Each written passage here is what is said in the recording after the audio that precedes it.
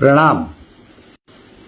आज फिर आपके सामने कुछ नाकर गुरु आ गए हैं आगे की चर्चा करते हुए आर्ट ऑफ लिविंग में हम लोग रावण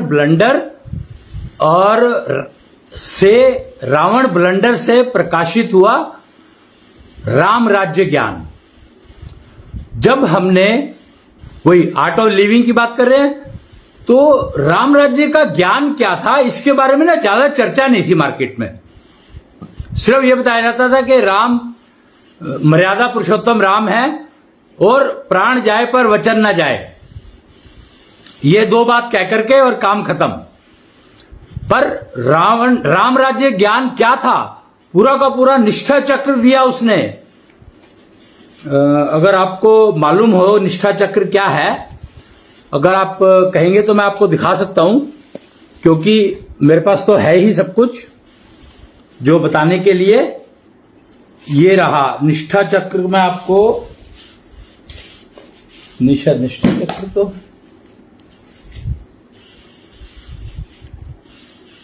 निष्ठा चक्र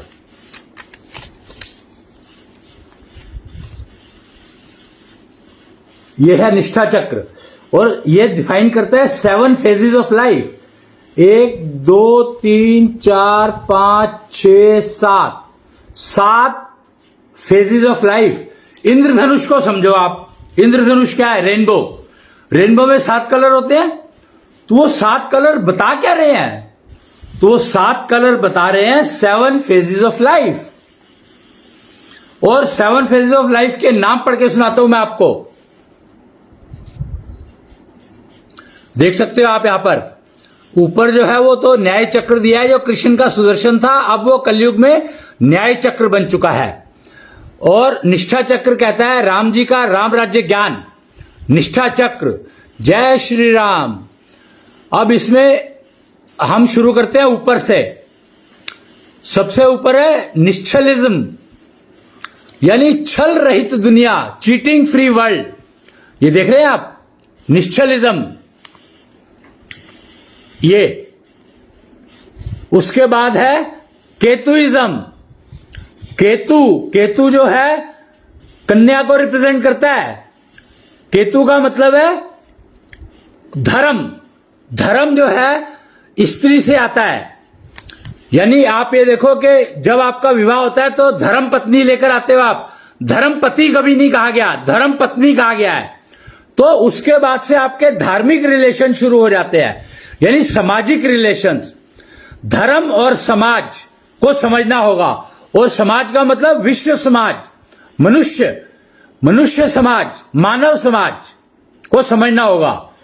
उसके बाद है इसने दिया है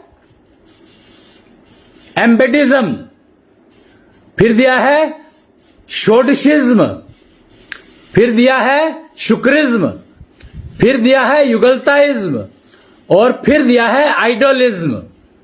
इनकी एक्सप्लेनेशन आपको मिल जाएगी कहीं पर भी, निष्ठा चक्र पे देखेंगे आप तो। पर मैंने आपको मोटा मोटा नाम पढ़ के बताए हैं। ये है 7 फेजेस ऑफ लाइफ। गर्भकाल, निश्चलिज्म, फिर हम उसको सिखाना शुरू करते हैं केतुइज्म, और फिर वो थोड़ा सा बड़ा होने लगता है तो पता नहीं क्या क्या।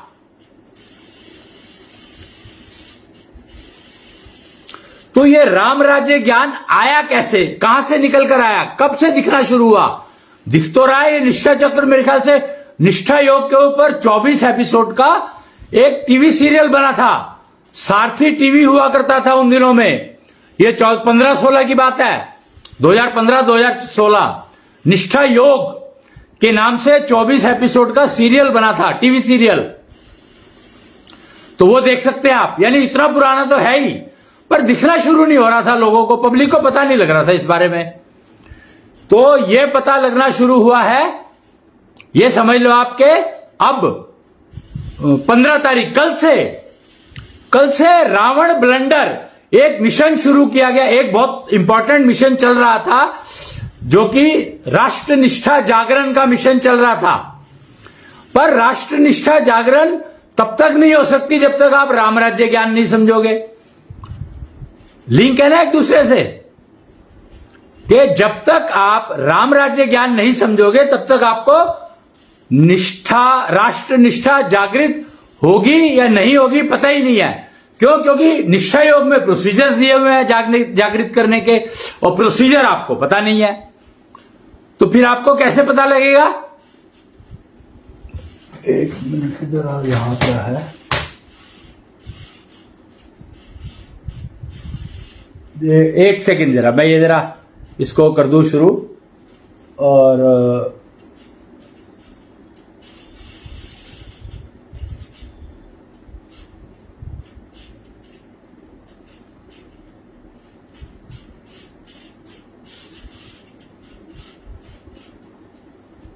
जी,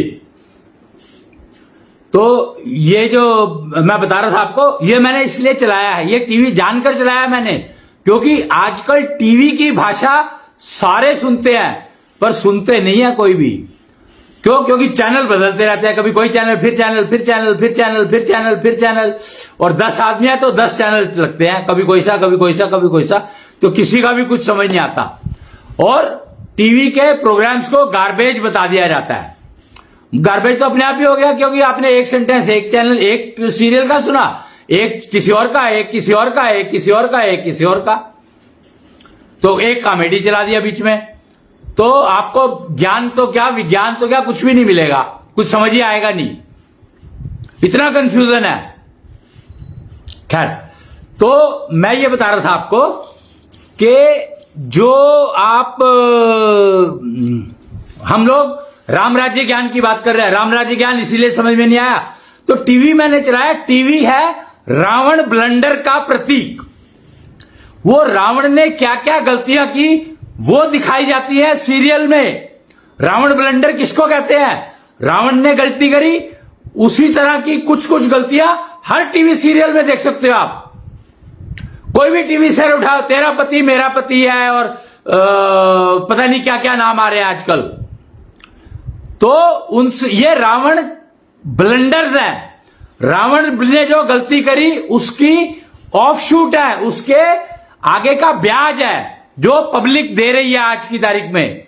और टीवी सीरियल्स आपको बताने की कोशिश कर रहे हैं कि भैया रावण ने जो गलतियां की उसके नतीजे आज तक भुगत रहे हो आप लोग। और इसके पर रावण ब्लंडर कहा किसने नहीं कि रावण ने गलती क्या करी। रावण ने सबसे पहली गलती करी, साधु का वेश लिया। महाब्लंडर, महापाप के साधु का वेश। साधु वो होते हैं जो सधे हुए होते हैं, यानी उनको इतना ज्ञान होता है कि वो गलती से भी गलत काम नहीं करेंगे। और उस वेश में लेकर के, और आप एक कन्या का अपहरण कर रहे हो, एक औरत का अपहरण कर रहे हो, एक किसी की पत्नी का अपहरण कर रहे हो, धर्म पत्नी का अपहरण कर रहे हो। इससे बड़ा महापाप क्या हो सकता है? कैसे पता लगता आपको? पता लग ही नहीं सकता था जब तक के रावण ब्लंडर्स को आप समझोगे नहीं। और यह कार्यक्रम कल से शुरू किया गया है। मुझे बहुत कहा लोगों ने, बहुत टाइम से कह रहे हैं कि सर कुछ शुरू करो, बताओ कुछ। मैंने कहा भैया पहले जो राष्ट्र निष्ठा जागरण का जो अभियान चल रहा है उसको तो पूरा कर लूं। कबाड़ फोरम बनाया गया था 2003 में, किल ए बैड रेफरेंस, और वो जब पूरा हो गया, नए रेफरेंसेस बन गए। तो अब जो है नए रेफरेंस में सांस नहीं लेना है, ऐशो सांस लेना है। सबसे प्राइम रिक्वायरमेंट है कि सांस नहीं लेना है, ऐशो सांस लेना है। ब्रीदिंग नहीं करनी है, ऐशो ब्रीदिंग करनी है। यह है पहला स्टेप, फर्स्ट स्टेप। श्वास योग के तरीके से, निष्ठा योग द्वारा डिफाइंड प्रोसीजर्स निष्ठा योग में डिफाइन किए गए हैं। और तरीका लेने का तरीका श्वास योग। तब जाकर के आपको चीजें समझ में आने लगेगी। रावण ब्लंडर समझ में कैसे आएंगी? जब तक आप अपने सांस को ऐशो सांस नहीं बना लेंगे तब तक आपको समझ में आएगी नहीं। सांस और ऐशो सांस में फर्क क्या है? सांस लेते हो तो मन और बुद्धि अलग अलग काम करेंगे, और ऐशो सांस लेते हो तो दोनों एक साथ काम करेंगे। यही फर्क है ऐशो सांस और सांस में। जैसे ही आप ऐशो सांस लेने लगते हो तो आपको गलतियां दिखने लगती हैं, अपनी भी और दूसरों की भी। आप दूसरों की गलतियों से सीखने लगते हो और दूसरों को सिखा सकते हो। इतनी कैपेबिलिटी, इतनी पावर आ जाती है आपके हाथ में। राम राज्य ज्ञान सीखना ही पड़ेगा आपको। अब देखो, जैसे ही रावण ब्लंडर्स के ऊपर काम शुरू हुआ, कल तक राम राज्य ज्ञान की चर्चा नहीं थी, लेकिन आज 16 तारीख है। 16 कला संपूर्ण थे कृष्ण। तो आज 16 तारीख है, अक्टूबर का महीना है और 2025 का साल है, यानी चंद्रमा का साल है और केतु का वर्ष है। केतु की 2025 यानी चंद्रमा का शताब्दी नहीं, क्या है वो, मिलेनियम, 1000 साल। मिलेनियम है किसका? चंद्रमा का। और केतु का साल है 25। तो आज के दिन राम राज्य ज्ञान, रावण ब्लंडर से जैसे जैसे समझते जाओगे वैसे वैसे राम राज्य ज्ञान जागृत होता रहेगा। या मैं ये कहूं कि जैसे जैसे आप राम राज्य ज्ञान समझते जाओगे, अपने जीवन में उतारते जाओगे, वैसे वैसे ही रावण की गलतियां की हुई आपको दिखाई देने लगेंगी। और जो भी टीवी सीरियल देख लो आप, उसमें आपको सारी गलतियां दिखाई देने लगेंगी। लड़की, औरत की है, आदमी की है, परिवार की है, कुटुंब की है, समाज की है। सारी गलतियां किसकी है, कौन कर रहा है? पुत्र की है, बेटे की है, बेटी की है, दामाद की है, बहू की है, जेठानी की है, देरानी की है, ननद की है, सास की है, मां की है, बाप की है, ससुर की है, पति की है, पत्नी की है, पत्नी नहीं सॉरी धर्म पत्नी की है। ससुर धर्म पिता है, सास धर्म मां है, लेकिन लड़के के लिए। लड़के को धर्मपति नहीं कहा जाता, लड़की को ही धर्मपत्नी कहा जाता है। खैर, तो धर्मपत्नी को ही मान के चलो। तो पत्नी के लिए जो सास है वो धर्म मां है, और जो पति के लिए ससुर है, लड़की के लिए जो ससुर है वो धर्म पिता है। आप ये मान के चलो। और धर्म जब जुड़ जाता है तो स्थान बड़ा हो जाता है, सामाजिक स्थान बड़ा हो जाता है। ये समझ लो आप, आपके पिता से बड़ा है आपके ससुर का स्थान, क्योंकि वो धर्म पिता है।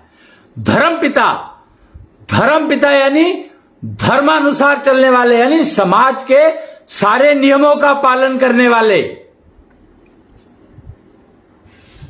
समझना ही होगा इसको, बहुत आवश्यक है। तो बेटर है कि हम राम राज्य ज्ञान को समझना शुरू करें, तो रावण ब्लंडर्स हमें दिखने लगेंगी। मोटी बात यह है, समझने वाली बात यह है कि आप रावण ब्लंडर्स को समझना चाहते हो तो राम राज्य ज्ञान को जागृत करो, अपने निष्ठा चक्र को चलाओ। राम राज्य ज्ञान है निष्ठा चक्र का दिया हुआ, मैंने अभी दिखाया था आपको।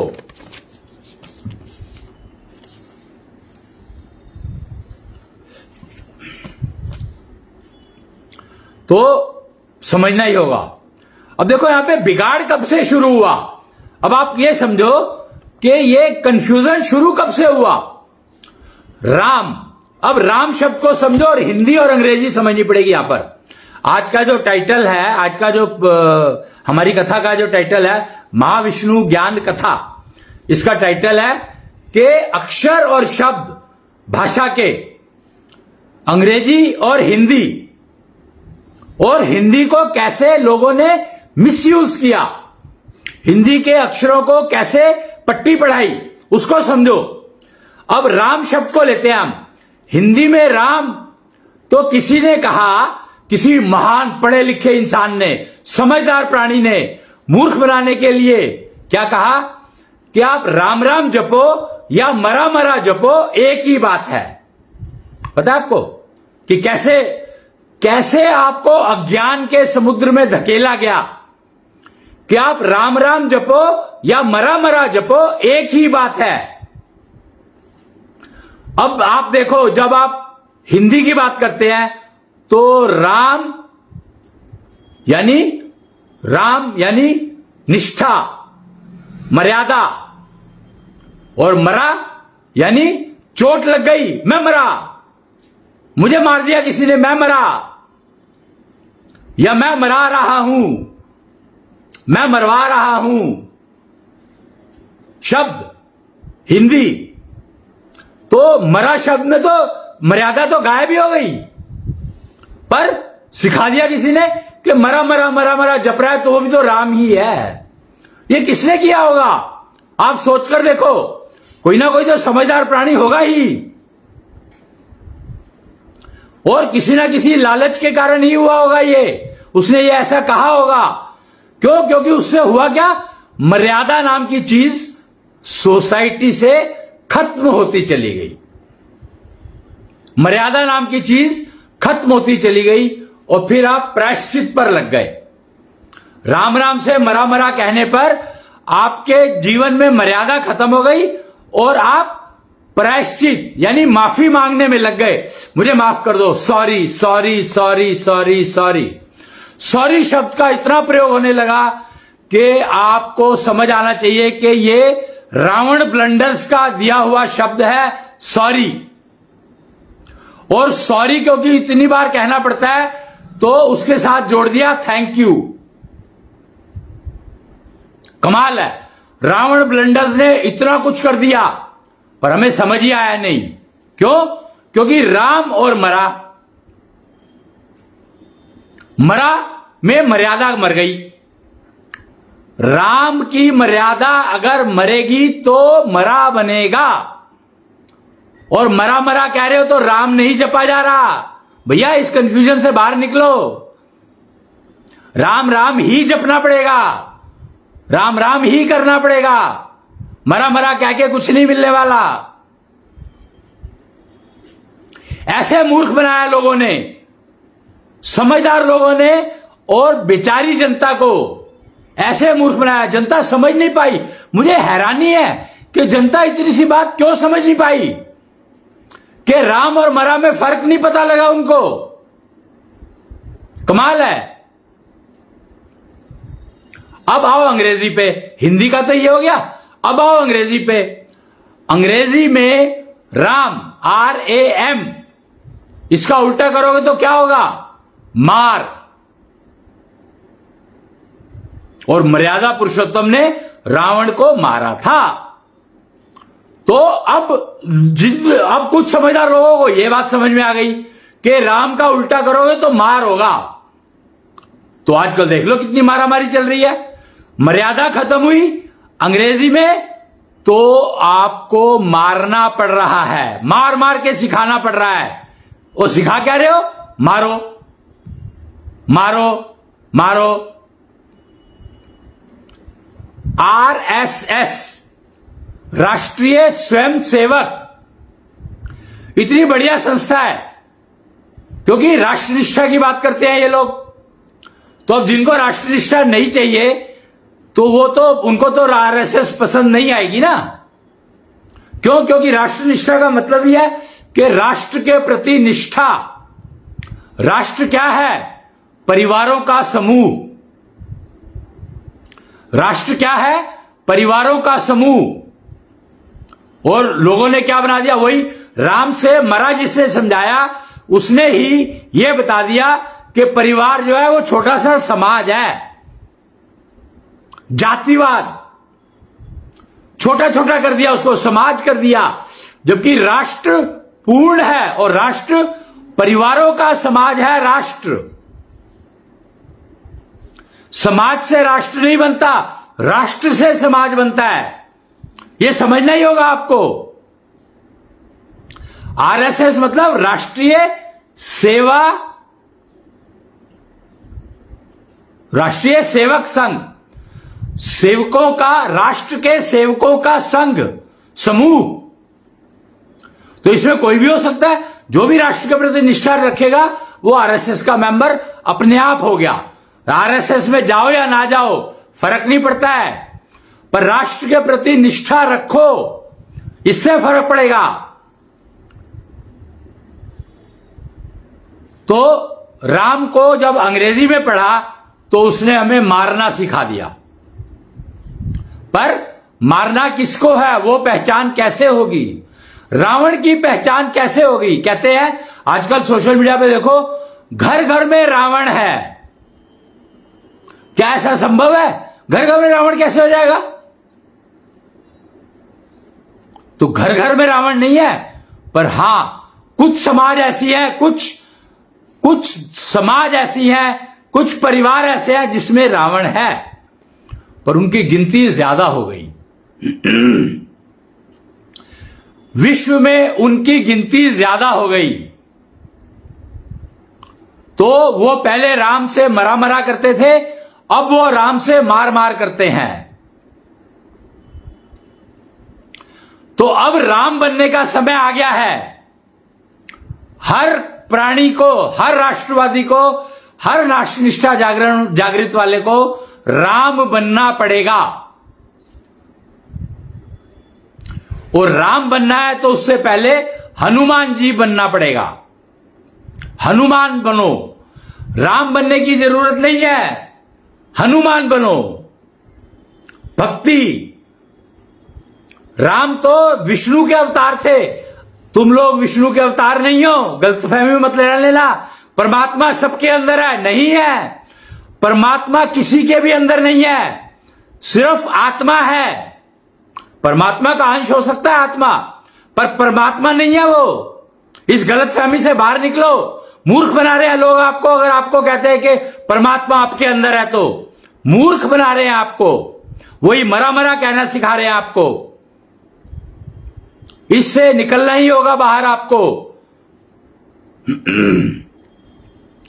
कोई हल नहीं है, कोई मतलब समाधान ही नहीं है इसके अलावा कि आप राम की भक्ति करो, विष्णु की भक्ति करो।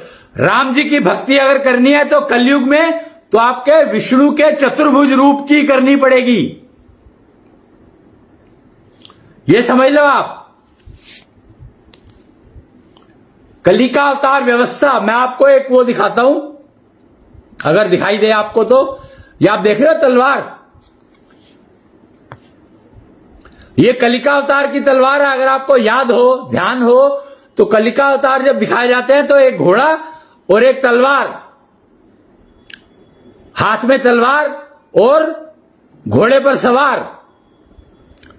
तो कलिका अवतार व्यवस्था का प्रतीक है तलवार, और घोड़ा शक्ति का प्रतीक है। घोड़ा शक्ति का प्रतीक है और तलवार कलिका अवतार व्यवस्था का प्रतीक है। और इसके नीचे लिखा है, मैं पढ़ के सुनाऊंगा आपको। छोटे छोटे श्वास तू लेकर, छोटे छोटे लक्ष्य में फंसकर, जीवन अपना नष्ट तो मत कर, मिलता है ये कभी कभार, मानव जन्म न कर बेकार, प्राणी सुन कृष्णांश पुकार। ये है आपका, ये जो दोहा है, दोहा कहो या इसको रुबाई कहो, 1 2 3 4 5 6 लाइन है इसमें। तो ये जो है, ये है कलिका अवतार। मूल वाक्य कह सकते हो आप इसको, कलिका अवतार का मूल वाक्य।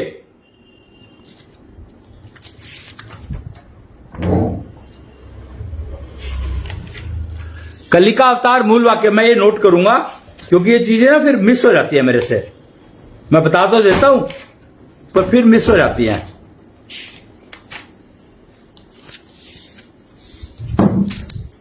कलिका अवतार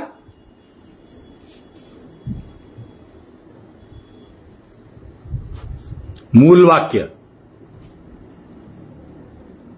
छोटे छोटे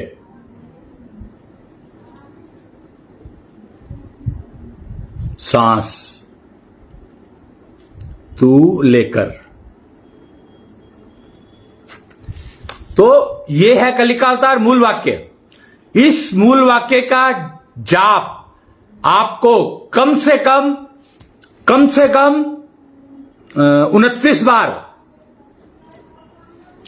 करना होगा। अगर चतुर्भुज विष्णु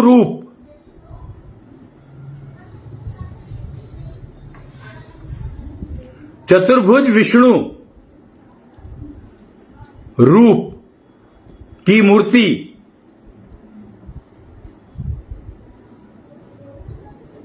अपने सामने रखें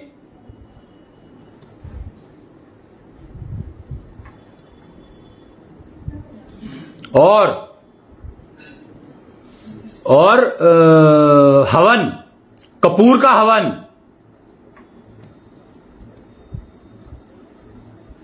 करें तो भोलेनाथ एनर्जी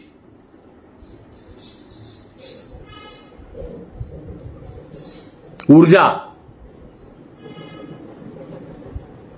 मिलने लगेगी।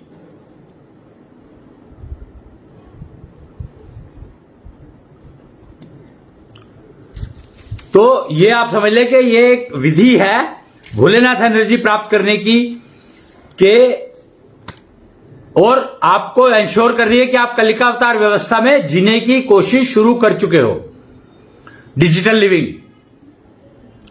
तो कलिका अवतार मूल वाक्य बताया मैंने आपको, और क्या बताया, भोलेनाथ की एनर्जी प्राप्त करने के लिए कपूर का हवन करें, 29 आहुतियां देनी है।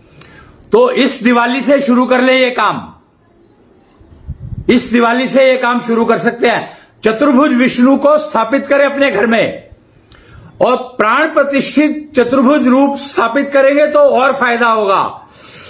चतुर्भुज रूप अपने आप खरीद ले, चतुर्भुज रूप पीतल या चांदी या स्वर्ण, जिसका चाहें खरीद सकते हैं, और उसको प्राण प्रतिष्ठित करवा लें तो और अच्छा रहेगा। प्राण प्रतिष्ठित करवा लें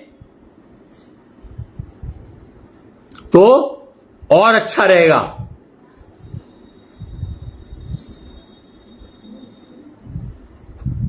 ये राम राज्य ज्ञान को प्राप्त करने सीखने के लिए बता रहा हूं मैं सब कुछ आपको। ये दिवाली बहुत महत्वपूर्ण होने वाली है।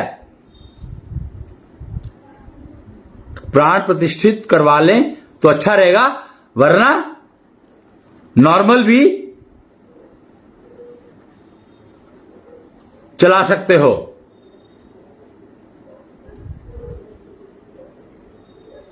प्राण प्रतिष्ठित 21,000 से होता है, लेकिन उधार से पैसे नहीं लिए होने चाहिए, पैसे उधार के नहीं होने चाहिए। 21,000 रुपया कॉस्ट है प्राण प्रतिष्ठा की। मैं इसलिए बता रहा हूं, कुछ लोग कम या ज्यादा ले सकते हैं तो वो काम के नहीं है। कम लेंगे तो भी नुकसान है, ज्यादा लेंगे तो भी नुकसान है। बाकी मटेरियल मूर्ति आप किसी की भी ले लो, चलेगा। किसी भी निश्चल मंदिर से पता कर सकते हो प्राण प्रतिष्ठा कैसे होगी या कौन करके देगा, ये आपको निश्चल मंदिर बताएंगे, जगह जगह लगे हुए हैं। तो राम जी का बताया मैंने, रावण ब्लंडर से के समझने से चमकने लगा राम राज्य ज्ञान, और निष्ठा चक्र दिखाई देने लगा। यह निष्ठा चक्र अपने अंदर होता है और ये हर फेज में बदलता है। 7 फेजेस है लाइफ के, और कलयुग में ये सब चीजें मैं आपको बता रहा हूं कि कलयुग में उम्र 125 साल की बताई गई है, और एक साल में 375 दिन। समझे आप कि कम से कम, फिर गणित लिखना पड़ेगा मुझे।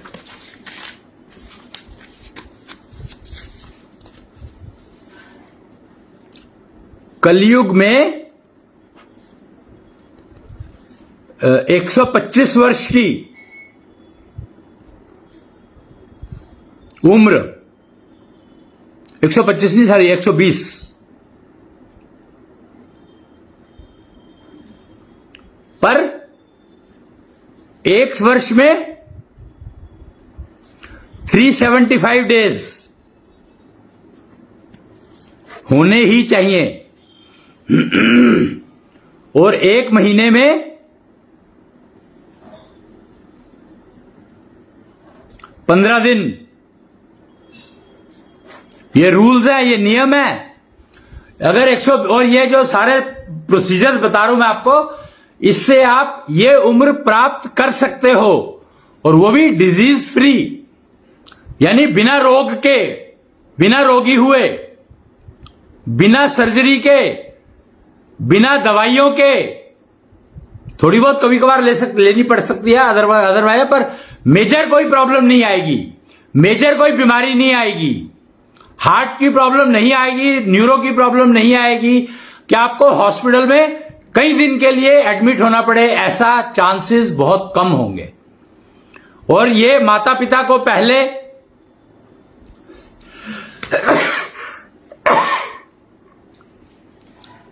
जो बच्चा चाहते हैं, तो वो पत्नी और धर्मपत्नी और पति पहले अडॉप्ट कर ले इस सिस्टम को, अगर वो मां बनना चाहती हैं स्त्री। और बच्चे पहले नहीं है तो जिनके बच्चे नहीं है, नए बच्चे होने हैं, और जिनके बच्चे पहले हैं तो उनको तो सबको ही करना पड़ेगा, करना ही चाहिए, क्योंकि कष्ट मुक्त जिंदगी कौन नहीं चाहता, रोग मुक्त जीवन कौन नहीं चाहता, और लंबी उम्र कौन नहीं चाहता। अगर आप तीनों चीजें चाहते हो, कष्ट मुक्त, रोग मुक्त और लंबा जीवन, दीर्घायु,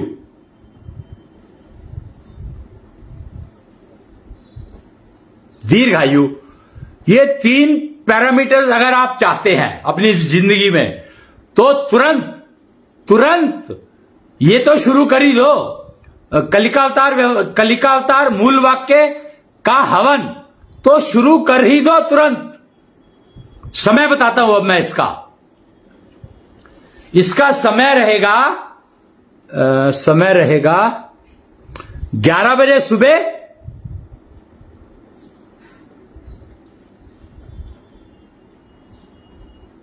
11 बजे सुबह और शाम को 4 बजे।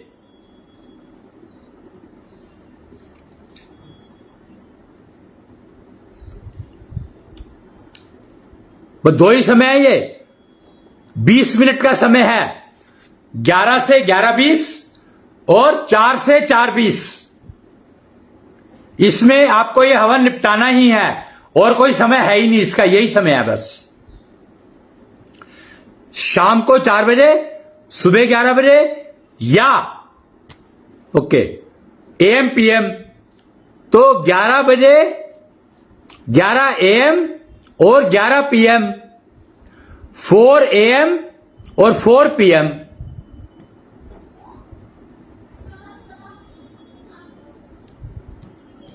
यही समय है, बस इसी समय में करना है, और 20 मिनट है, 20 मिनट में निपट जाएगा, आराम से कर सकते हो कपूर का हवन। और 29 बार इसकी वो है, आपको आहुति देनी है, कपूर की आहुति देनी है 29 बार। तो कलिकावतार मूल वाक्य के साथ, तो आपको भोलेनाथ ऊर्जा प्राप्त होनी शुरू हो जाएगी। एक चीज का ध्यान रखना है इसमें कि सांस मुंह से लेनी है, नहीं मुंह से छोड़नी है, और नाक से लेनी है। नहीं यार, ना सॉरी, मुंह से लेनी है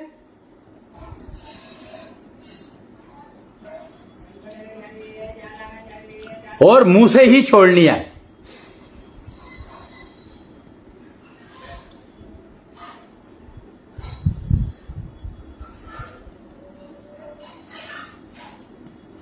मुंह से लेनी है, मुंह से ही छोड़नी है, नाक से नहीं लेनी है। ना नाक से लेनी नहीं है, नाक से छोड़नी हो तो छोड़ लो, पर लेनी नहीं है। तो ये आपको बहुत लाभ देगा, बहुत लाभ देगा। अगर आप दोनों समय कर पाओ तब तो आप समझो कि आपको मतलब कमाल है। अगर दोनों समय कर पाओ तो और भी अच्छा है।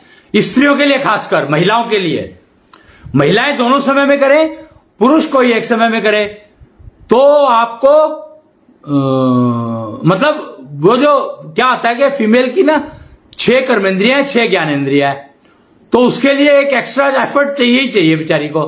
क्या करूं मैं, जो बनाई जिसने वो ऐसी बनाई है। पुरुष का चल जाएगा एक बार करने से, पर स्त्री को 2 बार करना ही पड़ेगा। दोनों बार करेगी तो फायदा ज्यादा होगा, करना पड़ेगा नहीं, सॉरी, एक बार तो करे, 2 बार करेगी तो फायदा ज्यादा होगा। दोनों बार करेगी तो फायदा ज्यादा होगा। खैर, तो ये मोटा मोटा आज का जो मुझे बताना था, बहुत ही इंटरेस्टिंग था। राम राज्य ज्ञान, रावण ब्लंडर से छूटे, रावण ब्लंडर हम ना करें, उसके लिए हमें राम राज्य ज्ञान चाहिए। और राम राज्य ज्ञान सीखने के लिए हमें अपना निष्ठा चक्र चाहिए, और निष्ठा चक्र से राष्ट्र निष्ठा जागृत होगी। राष्ट्र निष्ठा जागृत होगी तो आपको भोलेनाथ की ऊर्जा मिलने लगेगी, क्योंकि हवन करना ही पड़ेगा ना। भोलेनाथ की ऊर्जा राष्ट्र निष्ठा से डायरेक्ट कनेक्टेड है। आप ये समझ लो कि अगर राष्ट्र निष्ठा, किसी भी राष्ट्र में रहते हो, उस राष्ट्र के प्रति निष्ठा होनी चाहिए आपकी। जिस राष्ट्र में आप रहते हो उस राष्ट्र के प्रति निष्ठा होनी चाहिए। बस गेम रूल एक ही है। तो भोलेनाथ ऊर्जा मिलने लगेगी आपको अगर आप ये हवन करते हैं तो। कलिका अवतार हवन, कलिका अवतार मूल वाक्य से, और इसका हवन का नाम ही कलिका अवतार हवन रख दिया। लो, अभी रख ही दिया, नाम नहीं रखा था ना, आ ही गया, इसका नाम भी आ ही गया। कहां चला गया? कलिका अवतार मूल वाक्य और कलिका अवतार हवन।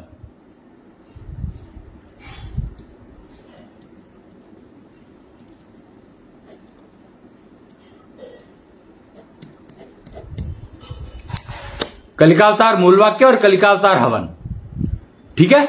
तो आज ये डिफाइन हो गए हैं। आज 16वां दिन है अक्टूबर का, यानी योग के महीने का 16 कलाओं का पूर्ण।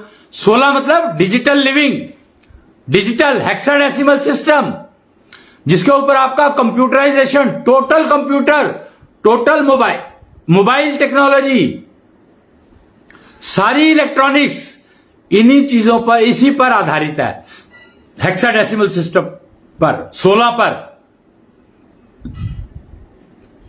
कृष्ण का दिया हुआ है ये 16 का सिस्टम, 16 का गणित। कल मैंने गणित के बारे में बताया था, 4-5 तरह के गणित के सिस्टम बताए थे मैंने आपको।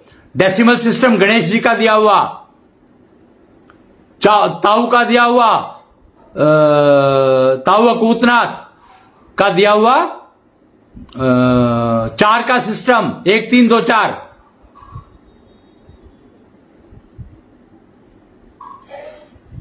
ऐसे ही है हेक्साडेसिमल दिया हुआ इनका, कृष्ण का। और समय चक्र का दिया हुआ इनका, क्या कहते हैं, ये 375 दिन होंगे साल में और 15 दिन होंगे महीने में। ये दिया हुआ है इनका कृष्णांश का। कृष्णांश कौन? अब वो हवा की ऊर्जा में है, कहलाते हैं कृष्णांश, हवा की ऊर्जा। वो थे यहां पर, पृथ्वी पर थे 1995 से और 2014 तक वो पृथ्वी पर थे, और वो देकर के गए हैं ये सारा सिस्टम समय का। दक्षिण्या संवत देकर के गए हैं वो, जो कि शुरू हुआ था 2006, 30 मार्च 2006 से। दक्षिण्या संवत कृष्णांश ही देकर के गए हैं, और जाते हुए अपनी को हवा की ऊर्जा में के नाम से बिठा गए। तो ये आज का वो था। और अब मेरे को एक वो और करना था आपको। आज जो है और ये सब वैदिक टेक्नोलॉजी पर आधारित है।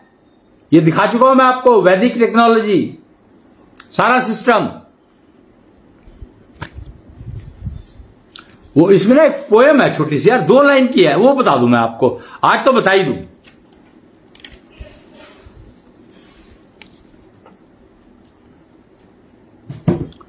ये ध्यान नहीं रहता मेरे को मिलता नहीं था ये एक्चुअल में।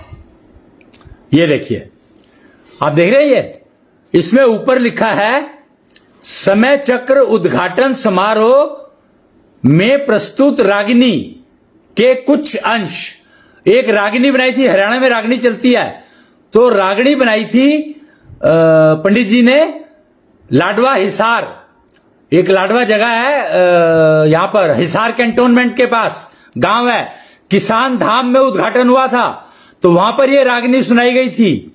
उसके बहुत इंपॉर्टेंट 2 लाइनें हैं, कहते हैं समय बदल दो मानव का उद्धार हो जाएगा, फिर से भारत दुनिया का सरदार हो जाएगा।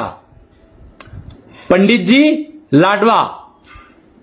जी लाडवा हिसार, और साइड में एक चक्र बना हुआ है, यह है समय चक्र, कबाड़ फार्म का साइन, और ये चाबी दी हुई है, ये चाबी वहीं से मिली थी, तो ये चाबी हनुमान जी की गदा के अंदर छुपी हुई है। ये मैं आपको पहले भी बता चुका हूं।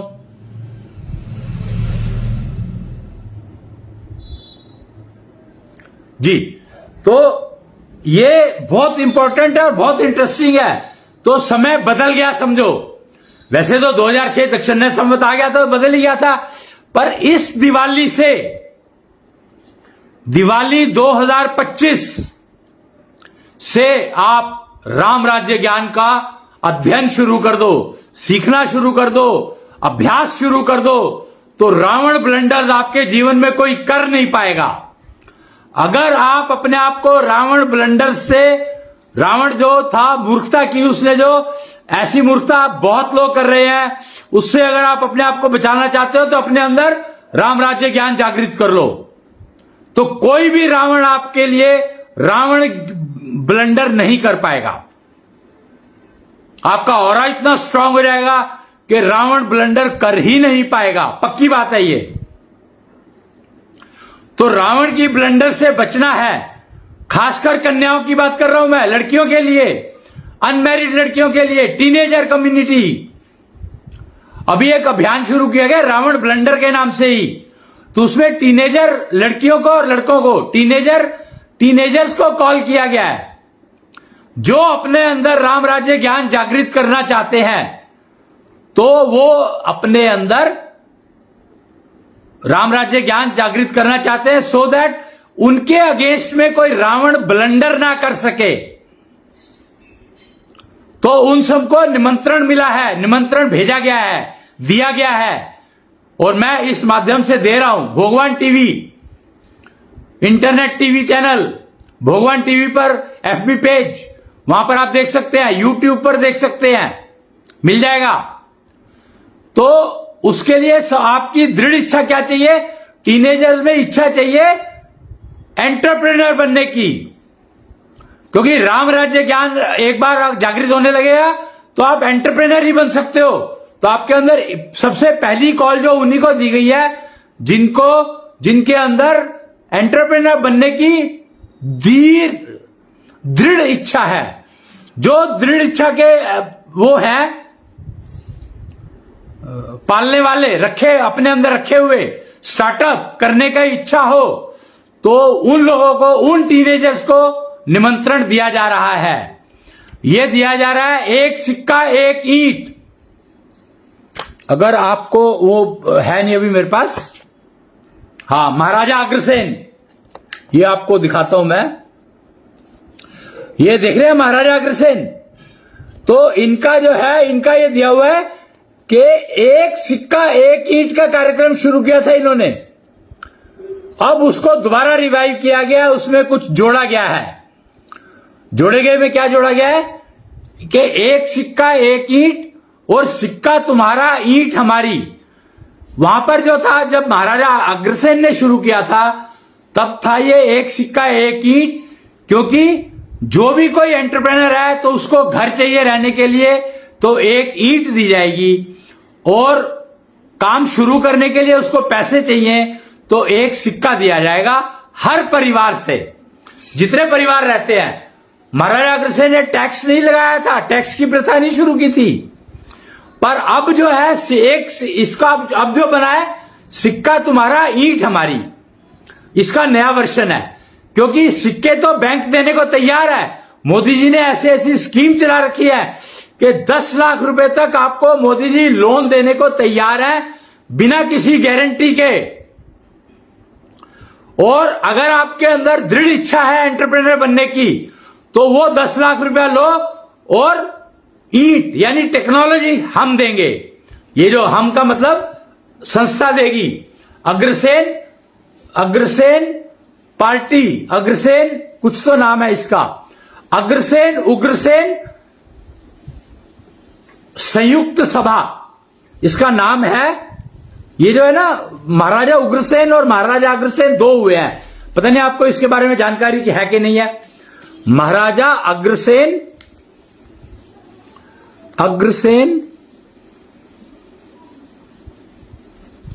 उग्रसेन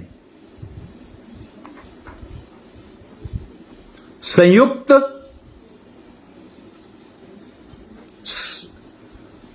महाराजा अग्रसेन उग्रसेन संयुक्त समाज नहीं लिख सकते ना, अग्रसेन उग्रसेन संयुक्त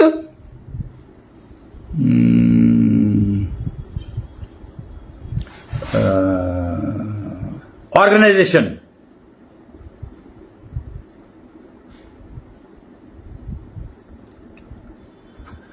उग्रसेन संयुक्त ऑर्गेनाइजेशन।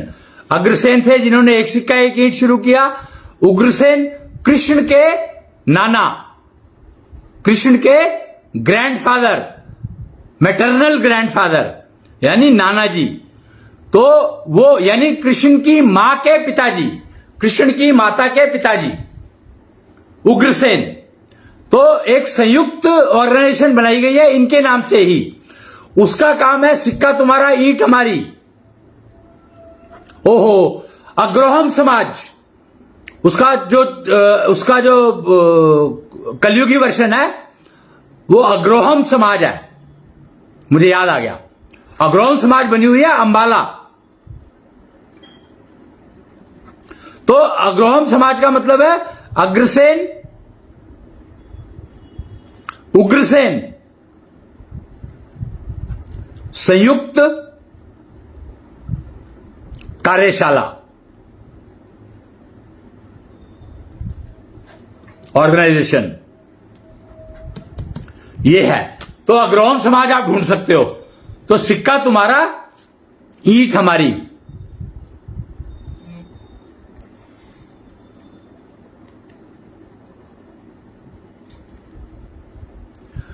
अभी मोदी जी ने जो कार्यक्रम लॉन्च किया है, शुरू किया है ना, उसमें एक है मेहनत हमारी। पैसे किसी के भी हो, जिसके पैसे होंगे उसको उसका शेयर दे दिया जाएगा, पर मेहनत हमारी। उसमें आपकी मेहनत की खुशबू होनी चाहिए। और उसी कार्यक्रम को चलाने के लिए मोदी सरकार ने 10 लाख रुपया एंटरप्रेन्योर को देने की वो किया है। और 10 लाख रुपए में आप फैक्ट्री शुरू कर सकते हो। ये अग्रहोम समाज इंश्योर करेगा। अगर उसके एक्स्ट्रा पैसे चाहिए तो अग्रहोम समाज देगा, और टेक्नोलॉजी अग्रहोम समाज देगा आपको। अगर आपके पास टेक्नोलॉजी है तो पैसे अग्रहोम समाज देगा, अगर 10 लाख से ऊपर की जरूरत है तो। और अगर आपको टेक्नोलॉजी चाहिए या कोई भी हेल्प चाहिए तो अग्रहोम समाज को आप संपर्क कर सकते हैं। अंबाला में है ये आप अंबाला सिटी, अंबाला शहर में है ये। तो आज के लिए मेरे को यही आपको संदेश देना था। आर्ट ऑफ लिविंग की बात करते हैं हम लोग, यानी नौकरीपना छोड़ो, नौकरी छोड़ो, स्टार्टअप करो। एक नया नारा देते हैं, नौकरी छोड़ो,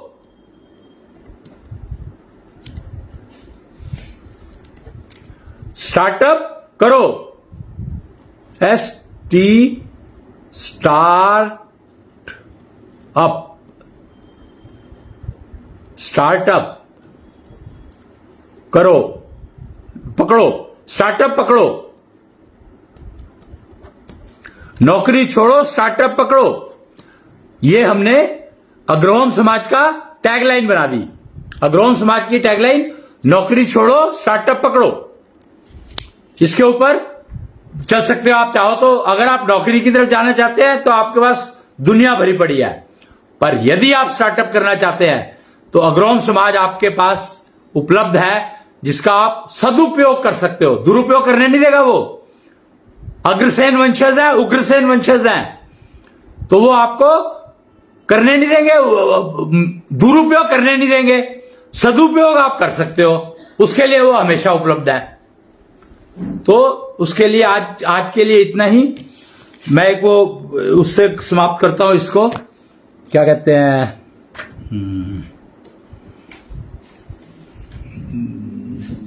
लाइन पढ़कर।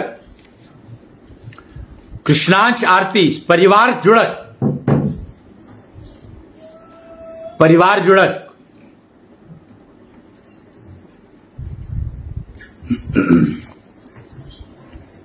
ये आपको दिखाता हूं मैं पुस्तक, कृष्णांश आरती परिवार जुड़क। तो इसको पढ़ करके हम लोग समाप्त करते हैं। तो मैं इसको पढ़ूंगा। आत्मा वो ही तो रथ है, जिस पे मन होता है सवार। तन वही तो नाव है, बुद्धि जिसकी है पतवार। मन है गट्ठर कर्म फलों का, समय से पैदा होता विचार। बुद्धि ही फिर दिशा दिखाए, नाव को जैसे चाहे नचाए। नाव भंवर में ना फंस जाए, इतना तो कर लो इस बार।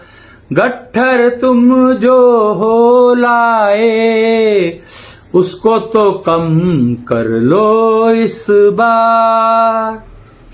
पैदा हुआ जब बंद थी मुट्ठी, जाऊं जब खुले रहे न हाथ। जो लाया हूं खर्च है करने, बढ़े ना माँ तुम देना साथ। दुआ तेरी बस यही अपेक्षित, दिशाहीन ना हो जाए जीवन। श्वासों में निपटे ये गट्ठर, बचे न रह जाए इस बार। आत्मा वो ही तो रथ है, जिस पे मन होता है सवार। जय कृष्णेंद्र, जय जय कृष्णेंद्र।